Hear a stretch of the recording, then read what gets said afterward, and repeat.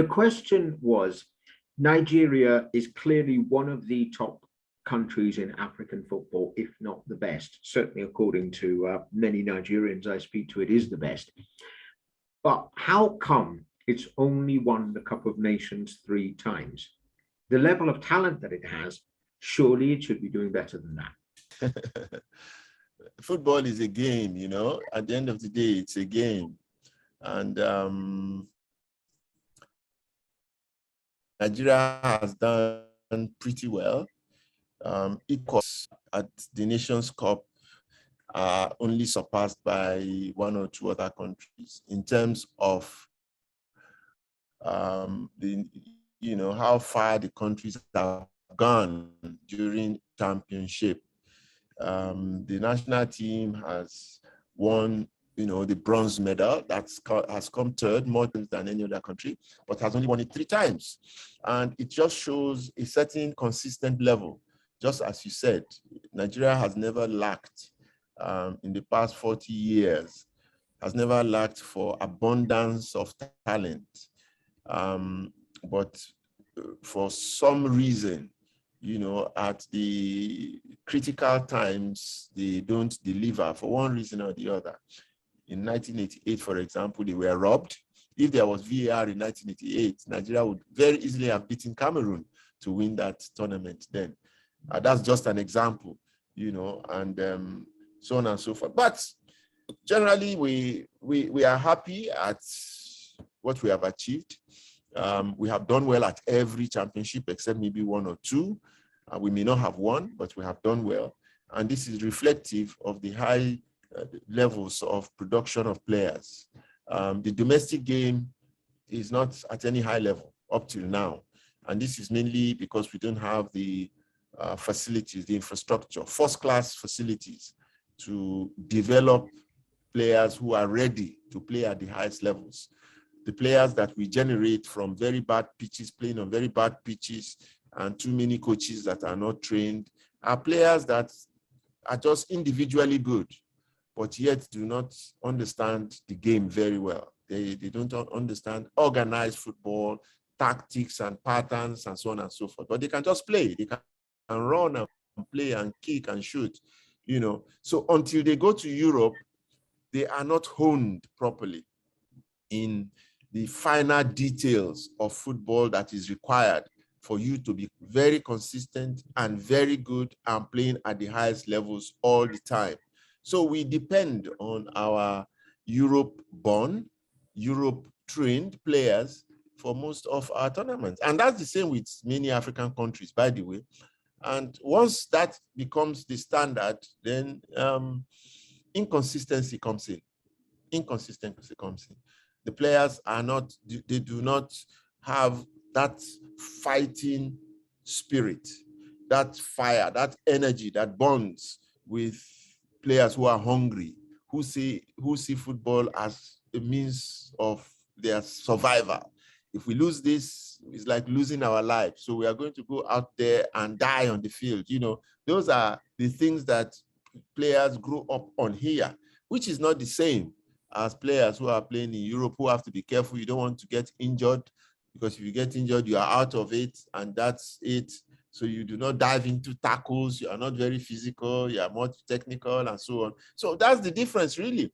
So for us in Nigeria, I've always said this, when we start to pay attention to having the grounds, good grounds, where our players can play football decently, can play football that can be taught them.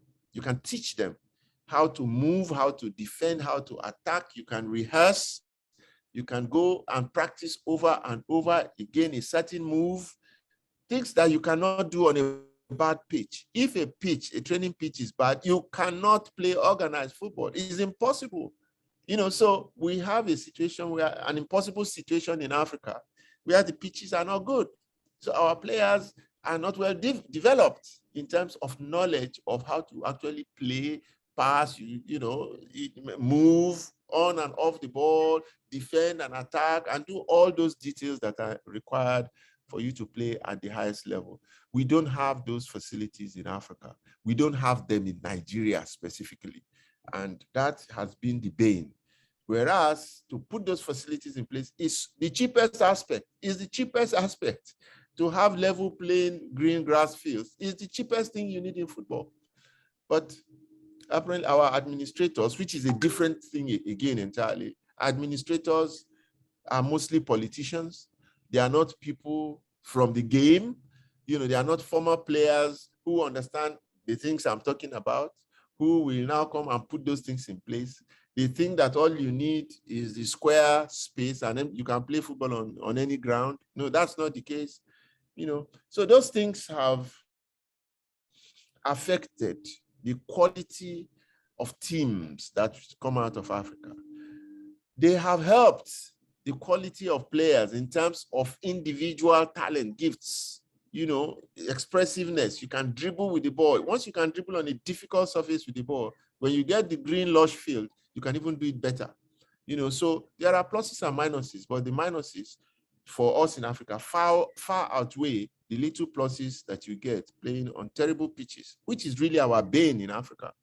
So for us in Nigeria, we have done pretty well as we deserve, even though when we talk, we think that we should have won every AFCON from Genesis to Revelation. It's no secret that you were not a great fan of Gernot Rohr as the coach of Nigeria. It looks like he's gone and that he won't be the coach for AFCON and he won't be the coach for the World Cup qualifier. Who do you want to see replace him? And what do you want to see that coach provided with in order to have the best chance of developing Nigerian football into a dynasty rather than a one-off team? Well, one thing is, a few things are obvious to me. The era when we needed the expertise and experience of European coaches, particularly European coaches, because most of Africa was colonized by Europeans, and they left those vestiges for us. Those are the things that we inherited and we have to live by, and football is one of those things. What they left for us was not enough for us to take off in football. So we still needed European support in all aspects of our lives, including football. We needed European coaches. We needed European administrators. We needed European referees to come and lay the foundation. And they did that beautifully. But came a point in our development when we now wanted our independence, when we now have history, we now have the benefit of experiences, we now have our own history, and we now have to prescribe our own domestic solutions. We have to find our own domestic solutions because we have experience and the knowledge now, and we acquire the qualifications on the fields of Europe in football. Our players have been going to Europe since the early 90s or late 80s. In fact, late 80s, and they've been doing well in Europe. They've garnered all the experiences as players. They have been coached by some of the best coaches in the world. They have gone to get qualifications in the institutions that give award certificates for coaching. They have been they played in the European Cup, they've played in the World Cup, they've played everywhere.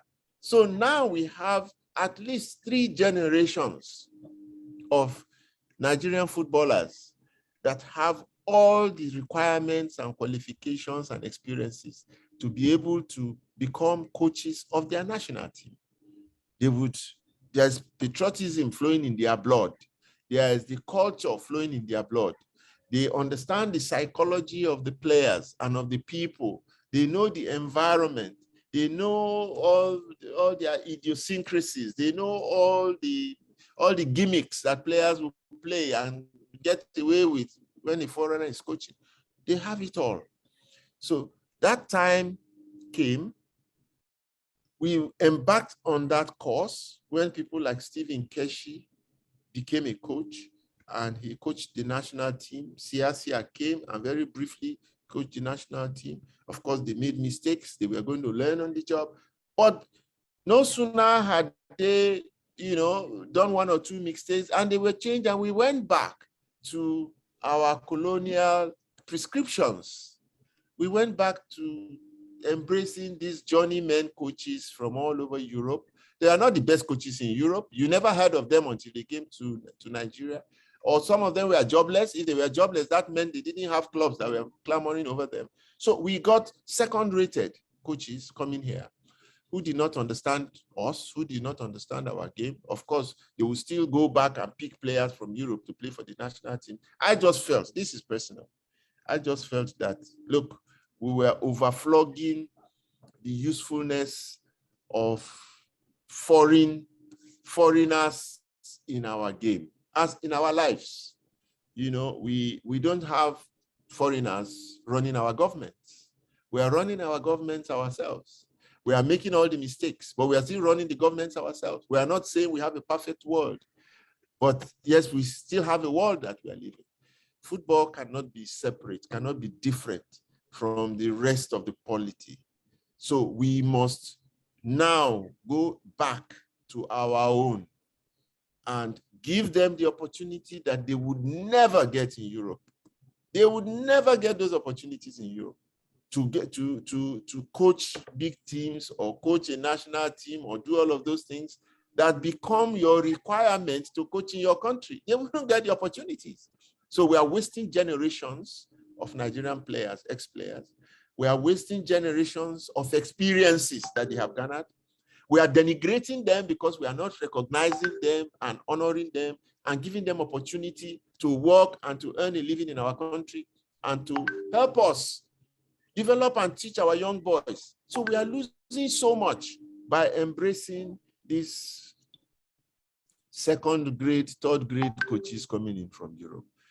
If Nigeria wants at this point to hire a coach, if we are not hiring an Arsene Wenger, we are not hiring a Pep Guardiola, we are not hiring an Ancelotti, then we have no business hiring any coach from Europe. I'm just giving that as an example. If merit, ability, experience, knowledge is what we are looking for, that's who we should go for.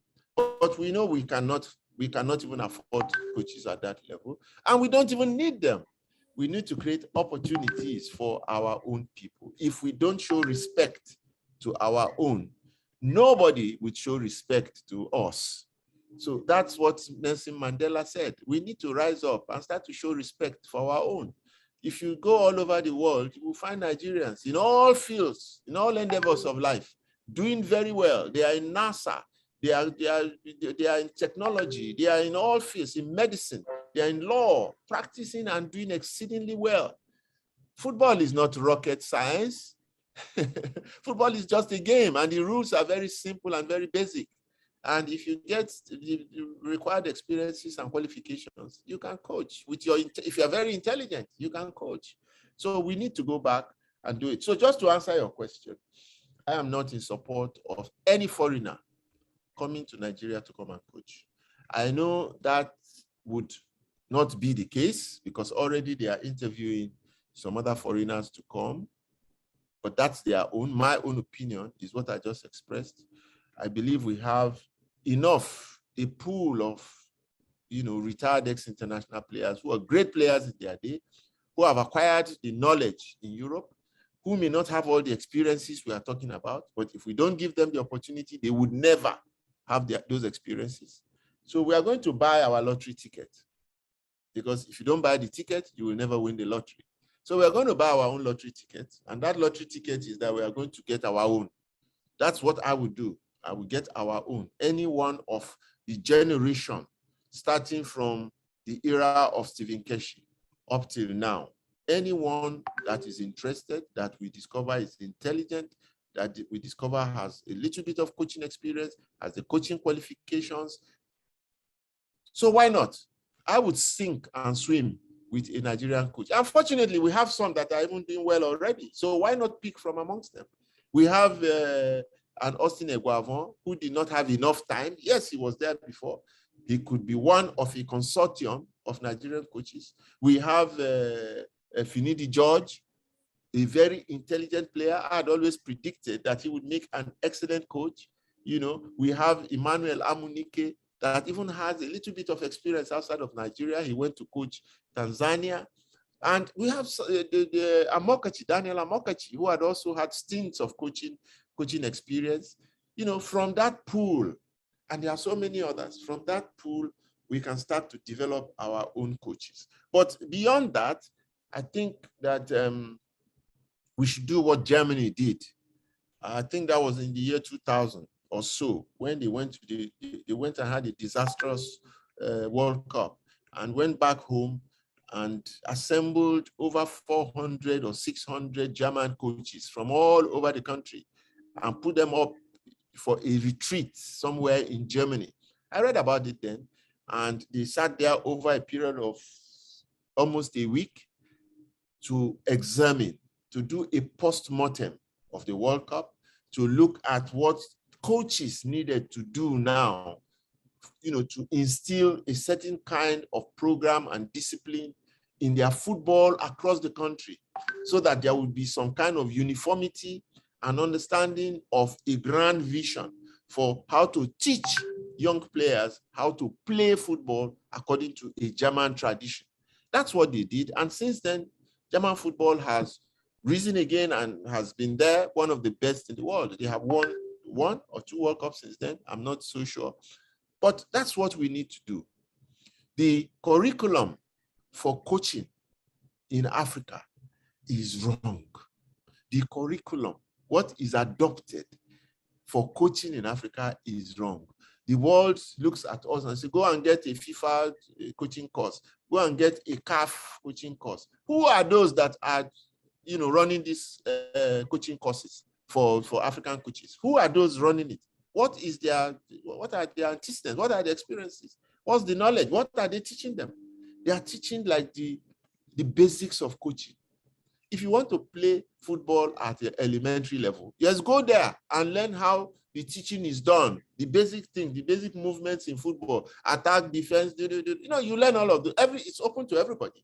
But you now want to start, because football is an art, and you have 11 people who are running on this field of play, trying to play like one, you know, each different character, different characteristics, different strengths, different abilities, and all of them trying to play like one against an opposition that is in a state of constant change. It is massive. It is challenging to be able for you as a coach to create those moves for such a team. So it requires a very high level of IQ, intelligence, and that is personal to the coach. That's why a Pep Guardiola is different from a Jurgen Klopp. That's why he's different from an Ancelotti. They are not producing what they learned in the classroom. It is not classroom. It is their creativity, their own genius that comes and is translated on the field of play. So we need to do that for our coaches. Yes, give them the basics of coaching, but don't tell them that every coach has to train players the same way. No. That never happens. That never happens. We already have the talent in Africa, the individuals that are hewn on very bad grounds. They are raw, they are strong physically, they are fast physically, and they can control the ball, they can dribble, they can do those basic things, but they don't have a proper understanding of the game. So we need to assemble those coaches, put them up the way Germany did.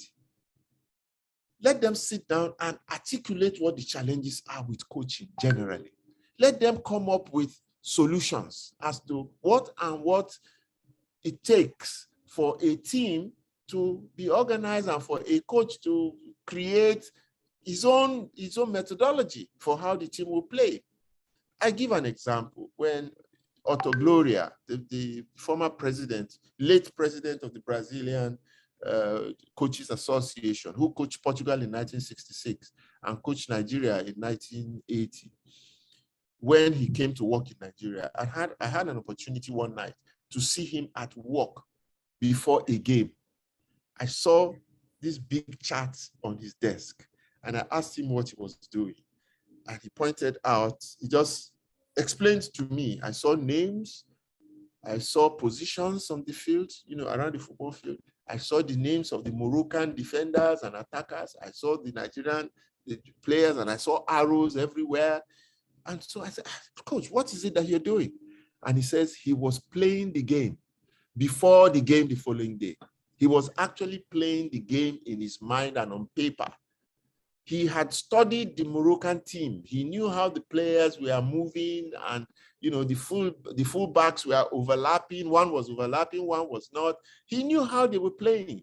And he had now assembled his own team of players and put the right players in certain positions, and will now tell them how to play against that opposition, which would form the bulk of his match talk, which is exactly what happened.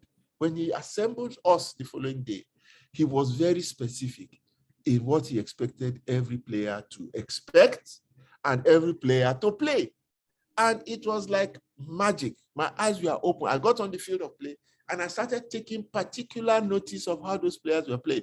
It was as if I had seen the match the day before. We knew what this player would do. We knew how he was going to move. We knew, almost to a point. And it worked. So that is not something you learn in a classroom. That is not something a CAF course for coaching will teach you. Those things will teach everybody the same thing, the basics of how to teach children. But it will never tell you what to teach, the content of what to teach. That is in your own intelligence. So we must make our coaches to understand that and start to be creative so that the geniuses amongst them can come out and emerge. Right now, if you see all the coaches in Nigeria, all they do is, we've been to CAF course, we've been to so-so course, and they are all coaching the same thing, stopping players from playing and expressing themselves individually, and just saying, let's pass the ball, pass on bad pitches. Players cannot even strew 4 or 5 passes together on those pitches. And there's no movement. There's no movement that you can even understand and discern and appreciate as a pre-plan for a game. So our coaches are being taught the wrong curriculum. The right curriculum is to prepare their minds and their intellect to be able to understand the intricacies of the game of football and why they have to be creative and become their own producers of moves and movements. Just as we see in the academy in Barcelona, where suddenly they introduced tiki-taka, amazing style of football, which was introduced by the Spaniards. Back and forth and back and forth. That's a virus that has infected most teams in the world now. Every team wants to play like Barcelona, but only very few can do so. It is an ingrained thing, and it is the work of an institution that has given them the opportunity to be creative. And when you see them play, and you see how Pep Guardiola is training Manchester City now, you could see the look-alike, the similarity, that there is a style, there is a pattern. It has to do with the man, it has to do with the institution. And if you see any other team, you will find their mark. Also, the marks of coaches on different teams. We don't have that in Africa. We should have used Hassan Shahata.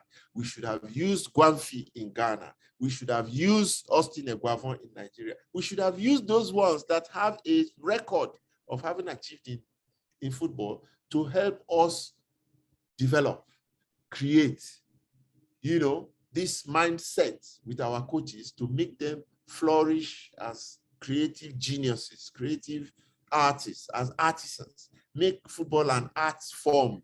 And you go there, it's a blank canvas, you go and sketch your own and come up with a masterpiece. That's what we should be doing.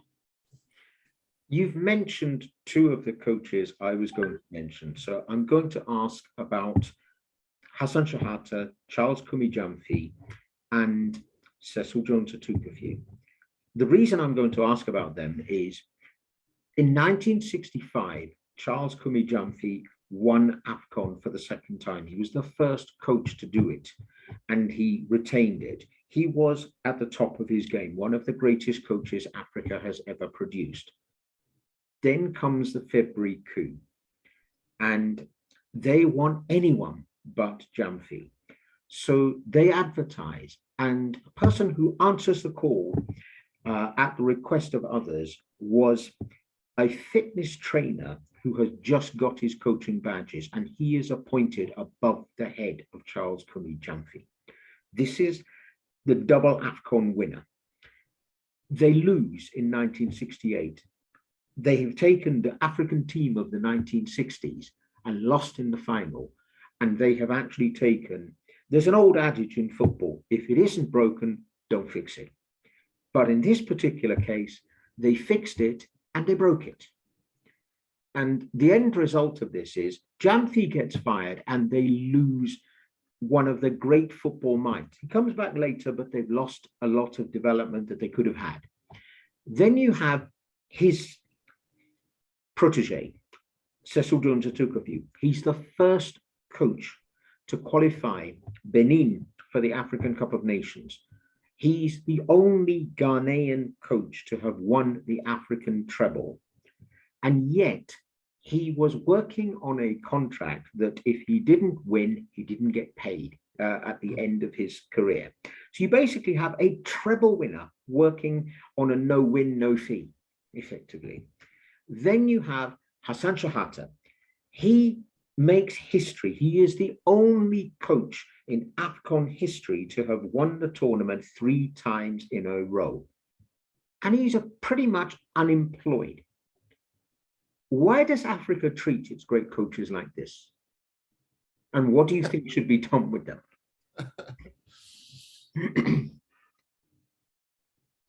I don't know. It is a great pity. I don't know. Why is Africa the poorest continent in the world, yet it is the richest in terms of mineral resources? Why is Africa, that has the richest culture in the world, a culture that is helping to develop other cultures, whether it's in music, whether it's in art, whether it's in literature, even in science? If you go into history, you will find that the roots of Africa are very firm. Why are we not exploiting all of those things in Africa? There's something, and I think it is in the psyche, and I think it is engraved. It is a process of indoctrination that makes us not to respect our own, makes us to pull him down, and so on, to think that it is always better. The other person is always better, whereas that's not the case. I don't have the answer. And, I hope that Africa and Africans would wake up one day and realize that they have in their pockets what they are looking for at the base of their trousers. They are looking for something at the base of their trousers, whereas it is in their pockets. We have to domesticate the solutions to our problems in Africa, including those of football, to recognize our own, to appreciate our heroes, to use those who have succeeded as models that we pass on to future generations, and not to use them and dump them, and to neglect them, and to make them victims. Turn your heroes into victims. That is common across the African continent, and it is just so unfortunate. I don't know what the problem is. I don't know why we have so much crisis and chaos and wars and conflicts and plagues and everything in Africa. Whereas when you look at Africa, there was a scramble for Africa by the West in those days. It was because of the resources and riches that abound in this country. So we are in the midst of so much, and yet we are getting so little out of it. And we can't blame others. We have to blame ourselves. So there's a clarion call to every leader, to every football administrator, to all of us, to the people generally, that look, we have to change our psyche. We have to believe in ourselves. We have to project ourselves. We have to promote ourselves. We have to be selfish for the first time, and rather than, deride our own people, and help the oppressor to oppress us.